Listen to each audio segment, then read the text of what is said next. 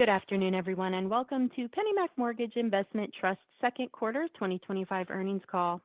Additional earnings materials, including the presentation slides that will be referred to in the call, are available on PennyMac Mortgage Investment Trust's website at pmt.pennymac.com. Before we begin, let me remind you that this call may contain forward-looking statements that are subject to certain risks identified on slide 2 of the earnings presentation that could cause the company's actual results to differ materially, as well as non-GAAP measures that have been reconciled to their GAAP equivalent in the earnings materials. Now, I'd like to introduce David Spector, PennyMac Mortgage Investment Trust's Chairman and Chief Executive Officer, and Dan Perotti, PennyMac Mortgage Investment Trust's Chief Financial Officer. Please go ahead. Thank you, Operator. For the second quarter, PMT produced a net loss to common shareholders of $3 million, or a loss per share of 4 cents, as solid levels of income, excluding market-driven value changes, were offset by fair value declines and a $14 million non-recurring tax adjustment that Dan will discuss later on. PMT declared a second quarter common dividend of 40 cents per share, and book value per share at June 30th was $15, down modestly from March 31st.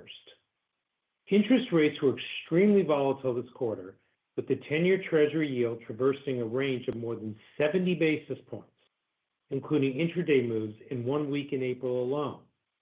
This created a challenging environment for our investment strategies.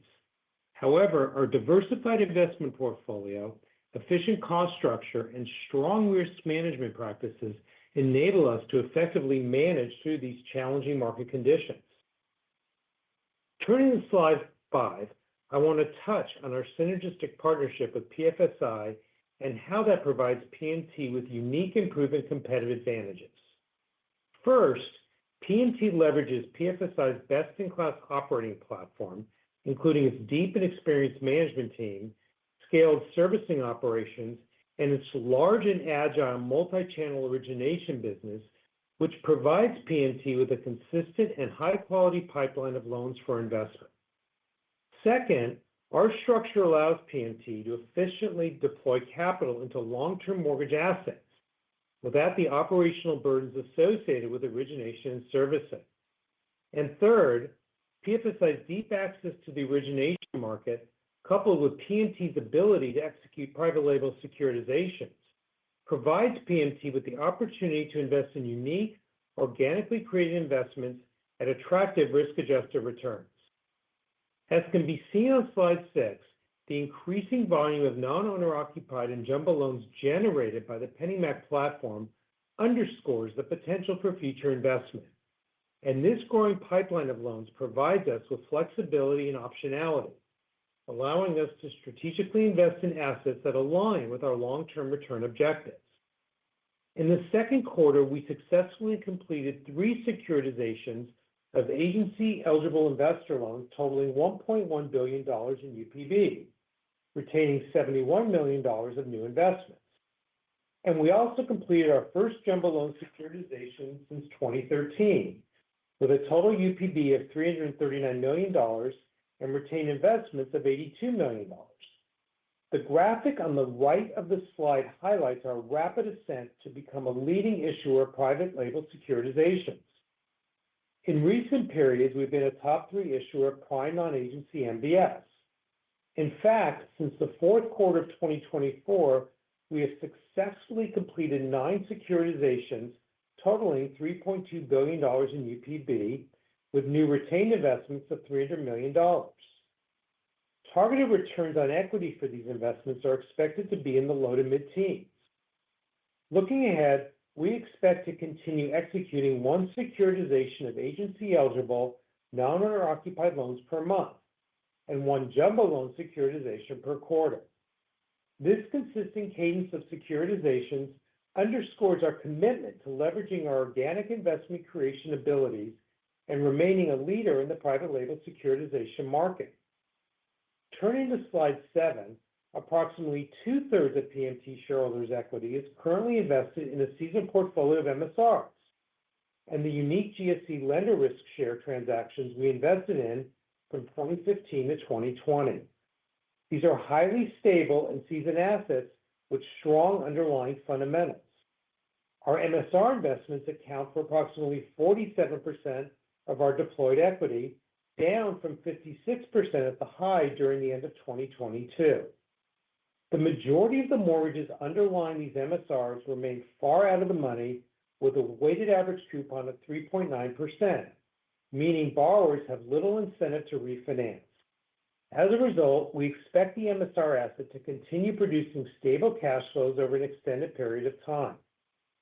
Furthermore, MSR values continue to benefit from the higher interest rate environment as the placement fee income PMT receives on custodial balances is closely tied to short-term interest rates.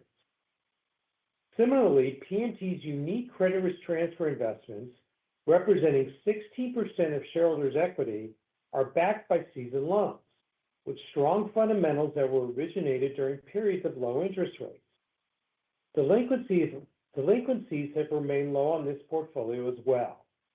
This can be attributed to the overall credit strength of the consumer, combined with the substantial accumulation of home equity in recent years due to continued home price appreciation, as evidenced by the low weighted average current loan-to-value ratio of below 50%. We continue to expect that realized losses will be limited and that these core investments will perform well over the foreseeable future. As you can see on slide 8, a significant portion of PMT's equity is allocated to investments that we have organically created through PennyMac's robust production volumes. This is a key differentiator for PMT. Because we are the producer and servicer of the loans, we have unparalleled insight into their quality and performance. Our position as the producer of the underlying loans is a competitive advantage, providing us with the ability to review and diligence the loans for securitization and subsequent investment. Additionally, as the servicer of the underlying loans, we are uniquely positioned to work directly with borrowers in times of stress to minimize losses, as evidenced by the strong historical performance of our investments in lender credit risk transfer. This deep understanding from origination through servicing allows us to directly influence the ultimate credit outcome, minimizing losses and maximizing returns for our shareholders. In closing, our risk management capabilities and diversified investment strategies, which include seasoned MSR and CRT portfolios, combined with a growing securitization platform built on our unique origination capabilities, positions us exceptionally well to deliver attractive risk-adjusted returns to our shareholders in 2025 and beyond. We remain confident in our ability to successfully navigate a volatile and evolving market by leveraging our competitive advantages. Now, I'll turn it over to Dan, who will review the drivers of PMT's second quarter financial performance and PMT's run rate return potential. Thank you, David. PMT reported a net loss to common shareholders of $3 million in the second quarter, or -$0.04 per diluted common share. The credit-sensitive strategies contributed $22 million to pre-tax income. Gains from organically created CRT investments were $17 million, including $9 million primarily consisting of realized gains and carry, and $8 million of market-driven value changes from credit spread tightening. CAS and Stacker bonds generated gains of $4 million, and investments in PMT non-agency subordinate MBS generated gains of $1 million. The interest rate-sensitive strategies contributed a pre-tax loss of $5 million. Fair value increases on MSR investments were $23 million. These fair value increases were more than offset by the combined impact of changes in the fair value of MBS, interest rate hedges, and related income tax benefits, totaling $45 million. MBS fair value, which includes agency POs and securitized interest-only strips, increased by $12 million. Interest rate hedges decreased by $60 million. In the second quarter, PMT reported an income tax expense of $9 million, driven primarily by a $14 million non-recurring repricing of deferred tax balances due to state apportionment changes driven by recent legislation. The fair value of PMT's MSR asset at the end of the quarter was $3.8 billion, down slightly from March 31st as fair value increases and newly originated MSR investments were more than offset by runoff. Delinquency rates for borrowers underlying PMT's MSR portfolio remain low, and servicing advances outstanding decreased to $70 million from $84 million at March 31st. No principal and interest advances are currently outstanding. Total correspondent loan acquisition volume was $30 billion in the second quarter, up 30% from the prior quarter and consistent with the estimated increase in the size of the overall origination market. Correspondent loans acquired for PMT's account totaled $3 billion, up 11% from the prior quarter. PMT retained 17% of total conventional correspondent production in the second quarter, down from 21% in the first quarter. Under the renewed mortgage banking services agreement with PFSI, effective July 1st, 2025, correspondent loans are initially acquired by PFSI. However, PMT will retain the right to purchase up to 100% of non-government correspondent production from PFSI. We expect this percentage to remain between 15 to 25% in the third quarter of 2025 as we continue pursuing investment opportunities in the private label securitization market. PMT also acquired $1 billion in UPB of loans acquired or originated by PFSI for inclusion in private label securitizations, up from $637 million in the prior quarter. Income from PMT's correspondent production segment was $14 million, up from the prior quarter, primarily due to gains on non-owner occupied and jumbo loans due to credit spread tightening. The weighted average fulfillment fee rate was 19 basis points, unchanged from the prior quarter. In total, PMT reported $36 million of net income across its strategies, excluding market-driven value changes and the related impacts, down from $41 million in the prior quarter, driven primarily by increased realization of cash flows due to higher realized and projected prepayment activity. Slide 14 of our earnings presentation outlines the run rate return potential expected from PMT's investment strategies over the next 4 quarters. PMT's current run rate reflects a quarterly average of 38 cents per share, up from 35 cents per share in the prior quarter. Overall, we expect increased investment activity in accretive non-agency subordinate and senior bonds, primarily through organic securitization activity. Additionally, correspondent and aggregation activities have positive momentum, driving improved execution and an overall increase to our correspondent production segment's return potential. If the yield curve steepens further, we expect PMT's overall run rate would increase further, driven by higher overall yields in the interest rate sensitive strategies. Turning to capital, in June, we issued $105 million in unsecured senior notes due in 2030, and we currently expect that the $345 million in exchangeable senior notes due in 2026 will be retired closer to maturity by utilizing capacity from existing financing lines. I want to take a minute to comment on PMT's overall leverage ratio, which has increased in recent quarters. The increase is primarily a reflection of growth in non-recourse debt related to our increased private label securitization activity and the related accounting treatment for these transactions, which requires us to record the transactions as a financing of the loans rather than retain interest in the securitizations. The source of repayment for this non-recourse debt is limited to the cash flows from the associated loans in each private label securitization, mitigating any additional exposure to PMT. We believe that the best metric to measure the leverage of our balance sheet is debt to equity excluding the non-recourse debt related to securitizations, which we have shown on page 15.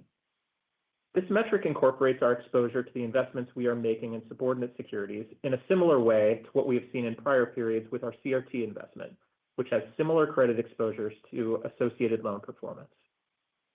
We expect this divergence between total debt to equity and debt to equity excluding non-recourse debt to increase in future periods as we continue our retention of investments from our securitization program. Excluding non-recourse debt, our debt to equity ratio at June 30th was 5.6 times, within the range of our expected and historical levels. We'll now open it up for questions. Operator? Thank you. I would like to remind everyone we will only take questions related to PennyMac Mortgage Investment Trust, or PMT. We also ask that you please keep your questions limited to one preliminary question and one follow-up question, as we'd like to ensure we can answer as many questions as possible. If you would like to ask a question during this time, simply press star followed by the number 1 on your telephone keypad. And if you'd like to withdraw your question, it's star one again. We'll take the first question from Doug Harter, UBS. Thanks. Hoping we could talk a little bit more about the non-agency securitization opportunity. Can you just talk, kind of how the returns progressed over the course of the quarter, kind of given the volatility, and kind of how you kind of are positioning the risk of those holdings, kind of going forward. So overall, the non-agency subordinate MBS, we obviously during the quarter had a significant amount of both rate and spread volatility. The non-agency subordinates are fixed rate securities. And so overall during the quarter with respect to credit investments, we did see generally credit spread tightening. You can see the reflection of that on the GSE credit risk transfer. We also saw a fair amount of interest rate volatility, and so that led to a slight decline in terms of the fair value of the non-agency subordinate MBS. On a income excluding market-driven value changes was in line with our expectations of really mid-teens or mid to low teens returns. And so as we continue to add our additional subordinate investments as well as non-agency senior MBS, we expect those to continue to be in the low to mid-teens returns in terms of their returns through time, and those are very stable in terms of the returns with respect to reasonable shocks in terms of credit performance as well, and so we believe that those are very stable and accretive investments for us over time. Great. And then just as a follow-up, it looks like the amount of retained interest on the jumbo was a much higher percentage relative to the non-owner occupied. Can you just talk about, I guess, how high up the stack, and was that opportunistic, or is that something that you would expect to continue on the jumbo side? So with respect to that, we did retain a senior mezzanine tranche on the jumbo securitization. As we look on a deal-by-deal basis, we are sort of making the decision based on the amount of capital we have to deploy. The jumbo securitization did occur after we had raised the additional debt, unsecured debt. And so as we're looking to deploy additional capital, I think at least over the next few periods, it's likely that we would be retaining a greater proportion of the interest, both the subordinate bonds and the senior mezzanine piece from many of these securitizations. But we do make the decision on a deal-by-deal basis based on the capital that we're looking to deploy. And look, I think Doug, the important thing is that the team is dynamically managing the portfolio. So as you raise capital and you have capital to deploy, obviously deploying it into the subordinate tranches is something that's more of a long-term investment in nature, but there are other tranches you can invest at an appropriate return. That is, we're doing more securitizations. If we need to recycle the capital, we can do so. Great. Thank you both. We'll take the next question from Jason Weaver, Jones Trading. Hi, guys. Hope you're doing well. Thanks for taking my time to take my question. First of all, David, I think we've talked about this before, but maybe just an update if you have any insights under possible GSE privatization for the future of credit risk transfer. Yeah, look, I think that right now we're not hearing much out of the folks in D.C. on anything GSE reform related. The GSEs have been active in their credit risk transfer program using the reinsurance vehicles, and in terms of a return to lender CRT, like we were able to do from 2015 to 2020, I don't see that really on the horizon. And this is what's so exciting about our non-agency securitization program is the fact that we can create very comparable investments, albeit not as rapidly or not as voluminously, but we can create a similar type investment by doing these securitizations. And that's what, the team has done a really great job at, is being able to really issue these securitizations really every 3 weeks on a relative basis. And I think that that's something that's really exciting. And so we're able to take the product that executes better outside the GSEs and be able to create comparable securitizations. Now, obviously, it allows us also to get expertise and real muscle memory if we need to do more. And so if we want to issue more, if there's other agency eligible product that executes better outside the GSEs, that's where PMT is in a really advantageous state in the fact that it's really got this credit investment, thesis that it can continue to grow credit investments at mid-teen returns. And that's something that we want to continue to focus on. We have very good exposure to MSRs and their low-rate MSRs where the range of outcomes are much more limited than current no-rate MSRs. And so if you combine those with the existing CRT that we have from 2015 to 2020, along with new credit investments, that I think that, you're going to continue to see us climbing to consistent mid-teen returns. Gotcha. And just to refresh, on the three securitizations you've done so far this quarter, what sort of execution levels were you getting on your AAAs, and what sort of advance rates? I don't want to speak out of school. We're getting, spreads are leaning into their tights. I mean, we had a really volatile period at the beginning of the quarter, but things, quickly snap back. And so, I don't want to speak out of school. We'll definitely get back to you with more detailed reporting on the embedded leverage. And, I think suffice it to say, it beats agency execution by a material amount. And I think that was the goal of FHFA and the GSEs, was to drive out some of the more non-owner occupied and second homes into the private label markets. And it's done a really nice job revitalizing the private label markets. I mean, it's a very active market, and it's had benefits not just to agency eligible production, but you can see in the jumbo loan securitization market, that's become a lot more active. Non-QM is running at about a $75 to $80 billion pace this year. And so it's really the most active, robust private label securitization market I've seen in our 18 plus years here at the company.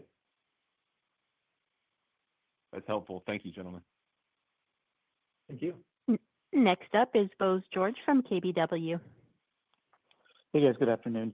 So in slide 13, where you have the run rate ROE, it looks like the increase there is really mainly on the rate side. Can you just walk through, the drivers of the increase over last quarter? Sure. Well, if you really look what contributes to the bottom line there's a slight increase in the net interest rate sensitive. I think that is really driven by some additions on the non-agency, or addition in terms of the equity allocated to the non-agency senior and IOMBS. And so that's really the retention of those interests from the securitization side that we're expecting over the next 12 months to help. That should, given the expected returns from that, help push up or slightly increase the net interest rate sensitive strategies. We also have an increase, or the ROE from correspondent production. The ROE from correspondent production is also up quarter over quarter based on the outlook that we have for really volumes and margins, and the margin activity that we've seen coming into the third quarter, which we expect to which we currently project to persist over the next few quarters. Oh, And additionally, helping to drive up the overall run rate is additional investment in the non-agency subordinate piece, which also has returns which help pull up the rest of the overall forecasts and a sort of greater allocation there. okay. So as you retain more sub pieces from the securitizations, the NII from that is flowing through the rate sensitive line. It's both. So if we're retaining seniors or senior mezz pieces, it would flow through the net interest rate sensitive. We, for every securitization, are retaining non-agency subordinate MBS, and that flows through the credit sensitive. And both of those are having positive contributions to the run rate. Okay. Okay, great. Thank you. Our next question is from Crispin Love, Piper Sandler. Thank you. Good afternoon. Can you just discuss your thoughts on the sustainability of the 40-cent dividend level here? The operating earnings run rate that you discussed improved quarter over quarter, but still slightly below the dividend. And you did mention some ways how you could see that level improve further in the coming quarters. But curious on you and the board's comfortability with the dividend today.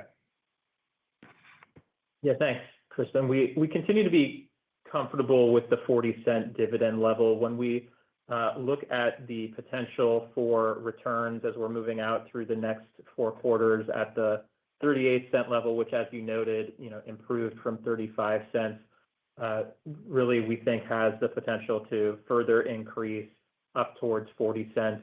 If you look at our history, we do place a value in the stability of the dividend, and especially with the trajectory and proximity of the run rate currently to the expected dividend. We are comfortable with our position at the 40-cent level currently. In addition to that, as we look at our taxable income and the taxable income being generated from our strategies, it continues to move toward that 40-cent level as well, and be supportive of the 40-cent level. And so our expectation is that taxable income level will also be maintained. And as we add additional investments into that are not in our taxable REIT subsidiary, namely the non-agency subordinate and senior MBS, that further bolsters that underlying taxable income supporting the 40-cent dividend level. Great. And then are you able to provide an update on book value in July to date? Overall book value in July to date is very stable with respect to where we ended the prior quarter. Great. Thank you. Appreciate you taking my questions. Thank you. And just a reminder, everyone, it is star one if you have a question. We'll go next to Eric Hagen, BTIG. Thank you, guys.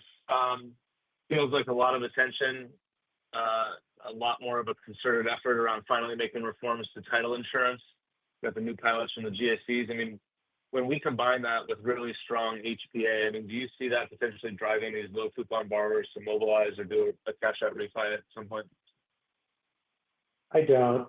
I think that it's going to help on the purchase side, obviously, but I think that look, we're seeing on the PFSI side an increasing amount of closed-end seconds coming out of low interest rate homeowners. I think that anything we can do to drive down the cost is a good thing. It's about $400 a loan, but I think that I'm not expecting to really accelerate the prepayment speeds on the low interest rate loans.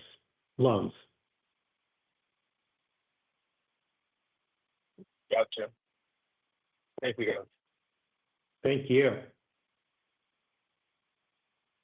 And everyone, at this time, there are no further questions.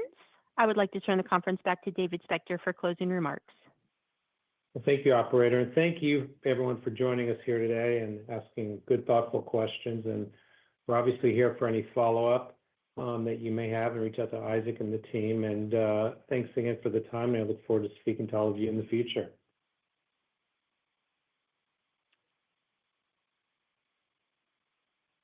And ladies and gentlemen, that does conclude today's conference. We would like to thank you all for your participation today. We do encourage investors with additional questions to contact our investor relations team by email or phone. Thank you.